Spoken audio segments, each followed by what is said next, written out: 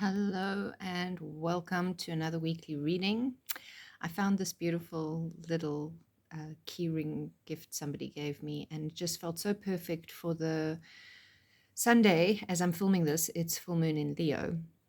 And so it really sets us up for the week of digesting and processing what has come up for us through this full moon in Leo. And when the moon is full in Leo, the sun is on the other side in Aquarius. And Aquarius is about dreaming without fear and Leo loving without limits. So this just felt so perfect for me. And Leo rules the heart, circulation and blood pressure, and all of those things with Aquarius and Leo is a good time to keep an eye on that for yourself. I am using Zendocrine, which is a doTERRA blend, but it's got a few oils that felt really, it's actually designed as a detoxification blend. And quite frankly, it feels like there's some detoxing we all need to be doing right now on an energetic level. So it is actually perfect from that perspective. But one of the main reasons I chose it is because it has two oils I was really leaning into for this week, which is rosemary, which helps us to tap into our memories, and also geranium, which is extremely good for dealing with things on an emotional front. It's a beautiful green oil. It also has tangerine, juniper, and cilantro. So, and I just love this beautiful Africa shaped chrysocolla chunk that I have. It was a gift from my grandmother. It was very important to me. And it's a combination stone chrysocolla, the lighter color, azurite, the darker blue, cuprite is this gray. And then if you look in some places, you'll see the malachite, the green. This is also a very detoxifying stone, and it also brings in a lot of creativity, which we need for our dreams. And Leo is also extremely creative.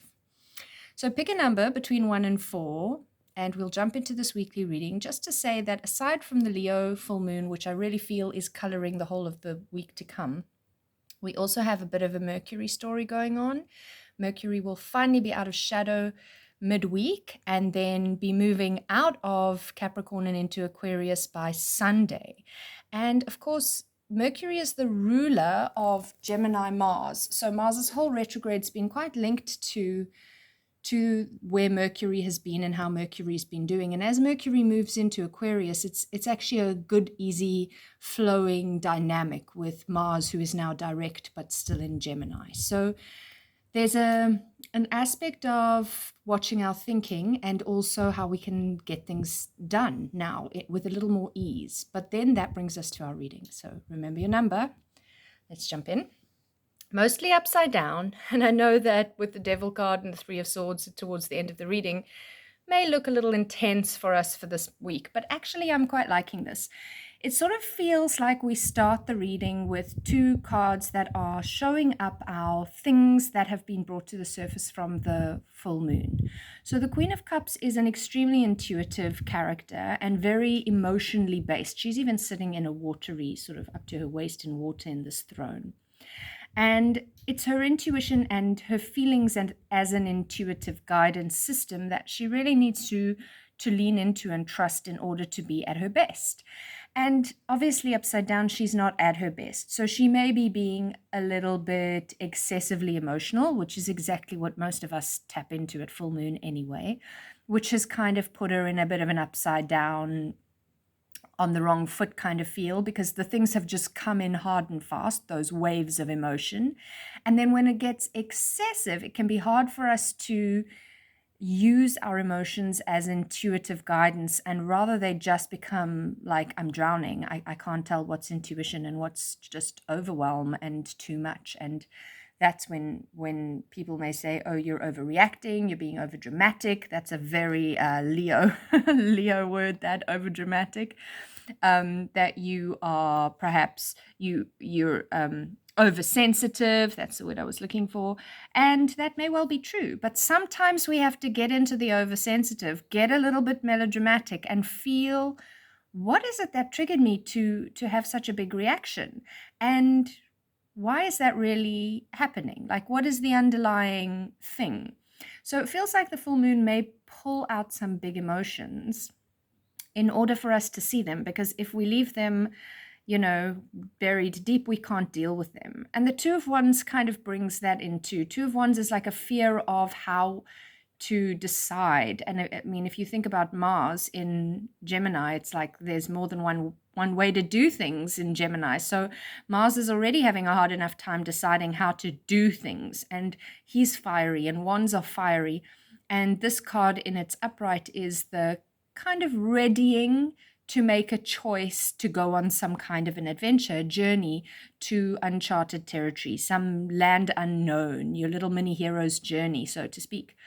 Upside down, it's all the fears and worries of what will happen if you do, and all the things that may go wrong, and all the fears at taking the chance. And so it feels like these two cards are really wrapped up in each other. I'm too emotional. I'm seeing all the big fears and anxieties. Now I can't decide. Should I leap? Should I stay? And just backwards and forwards between those two cards in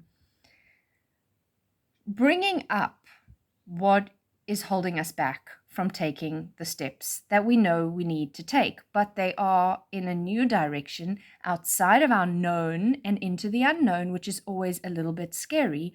And that brings us into the Devil card. And actually, I'm loving the Devil upside down for us this week, because I think it is an exact nod to, if we're feeling all the feels of the Queen of Cups, in a very sort of sovereign way. I mean, even just that it is a queen, and Leo is kind of like the sign of, the sovereign.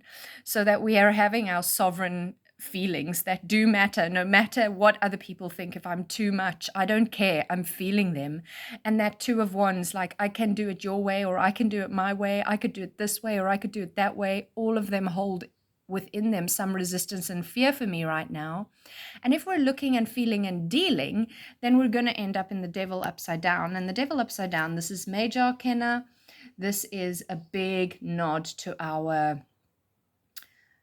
that hero's journey, that big collective change. But when this card is upside down, instead of it talking to where we get drawn into our addictive tendencies and the allure of something, promises of wealth or promises of numbing the pain or any of those things that the devil will promise us, when it's upside down, we're at that breakthrough moment. We're about to release some old patterns, some addictive tendencies, some trauma. And actually, the whole of that full moon dynamic from last week was very, very influenced by Uranus, who is about revolution and change. And so I feel like the Devil card on the back of that full moon, where he was squaring both the sun and the moon, Uranus was, it feels to me like this is saying, yes, something shocking has shifted for you. Did it feel overwhelming? Did you feel like you were drowning? Did it pull out all your fears? Sure it did. But that's exactly the place you needed to get to have this breakthrough.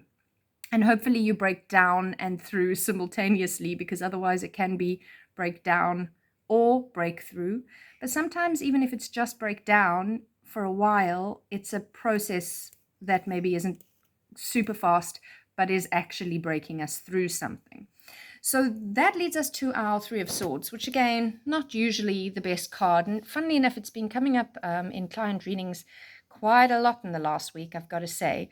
And last year, this card was a little bit of a totem for me. So I worked deeply with this card about loss and grief and trauma.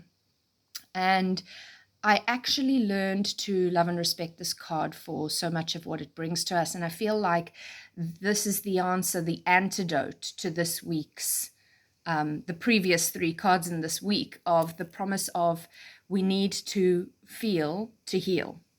And by the time we get to the Three of Wands in this reading, it's like, okay, so I've had the waves of overwhelm. I've been churned around in the sea. If you've ever been body surfing and been tumbled, or surfing and been tumbled in the waves, at that point where you don't know up from down, that's kind of how she's been feeling. The waves of emotion have been so strong. The fear of even leaving the house to get on the surfboard to experience what might be terrifying and might be fantastic. And I'm just not sure if I have the courage in that Two of Wands to, oh my God, I don't need to do this anymore. I can suddenly see from a new perspective this thing that has been my avoidance, my denial, my numbing, any of those types of words that fit for you. For so long, suddenly I can just see I've been like, you can see there, like a puppet on a string. And I don't want to be a puppet anymore. And in order to grieve whatever it is that has been pulled out from this full moon, we need to move into the Three of Swords, where she is doing the feeling in order to do the healing. And, you know, none of us like to have those big, deep, crazy feeling spaces. I'm sure I can attest to the fact that nobody willingly goes into deep grief and trauma. However, it is much faster to go through a not fast process and a challenging process that is not a straight line and has many layers and nuances. It is still much faster to do it if you actually just do it. And that requires feeling those big feelings. And this is what this week really holds for us, the promise of almost like an accelerated healing if we do the feeling. It keeps coming up to healing, feeling. In order to heal, we need to feel. And in this card, you can see it's like she's tethered, like she is the anchor to the broken heart. The red is standing out. Of course, we're also talking about Leo full moon, which is heart. And you can imagine if this heart were pumping, the blood would be leaking and dripping and oozing and bleeding all over her. And she's feeling it. Also, this is a swords card. So this is where we should be in our thinking self. But for anybody who's ever experienced heartbreak or grief or loss, you will know that it is almost a physical feeling, physiological pain. That emotion is so intense that it is a physical feeling. And when we are that racked with feeling, we can't think straight. We actually can't be in our head. It's like our body and our deep emotions force us into our body and into our deep emotions, where we tend to, as a culture, spend more time in our heads, where it's more practiced for most of us over centuries of that being the paradigm of humanity. When we get into this kind of a card, it's saying you are actually going to recognize your thinking in a whole different way when you get into your body, when you get into the feelings that are so intense and powerful that they are like a pain in your body. And there, from that space, from your embodied grief, pain, loss, fear, rage, whatever it is, from that place, there is this wisdom that comes through that then can enforce this change of our minds, this new way of looking at things. And we really want our mind to be a slave to our heart and not the other way around. And unfortunately, too often our minds are the ones in charge. And this is really a week where we can change that in so many ways by remembering that dreaming without fear and loving without limits is really our answer. So I hope that reading is helpful and makes sense to you, and whichever card you got for the week, let that imagery of that card sit with you this week and come up and rise to the surface when you're making the dinner or dozing off at night, and let that archetypal energy settle into your bones and do the work, because you wouldn't be here on this planet in your body, but you also wouldn't be here in this reading if you weren't ready to do the work. And I believe we're all here for a reason. We chose this space. It's not always easy, but we can do it. If we couldn't, we wouldn't be here. So sending lots and lots of love. Link in bio for all the various things that I offer. And thank you so much for your time. Have a great week.